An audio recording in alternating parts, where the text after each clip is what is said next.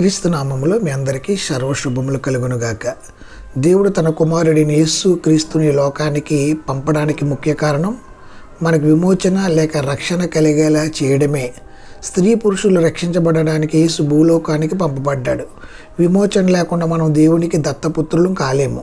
దేవుడు చేసిన సృష్టి కార్యం కన్నా ఆయన విమోచన కార్యం గొప్పది. ఎందుకంటే ప్రపంచాన్ని సృష్టించడానికి ఆయన మాట మాత్రం పలికాడు. అయితే మానవుని విమోచించడానికి దేవుడు మరణించవలసి వచ్చింది.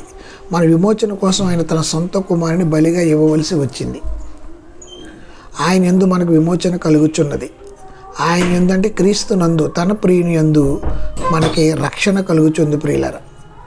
అంతేకాదు ఆయన మరణం అనే బలి ద్వారా అది మనకు కలుగుతుంది. మన పాపములకు అనుభవించవలసిన శిక్ష తనపై వేసుకొని యేసుక్రీస్తు సిలువపై మరణించాడు. మన బదులు ఆయన విమోచన ఖరీదానాన్ని చెల్లించాడు.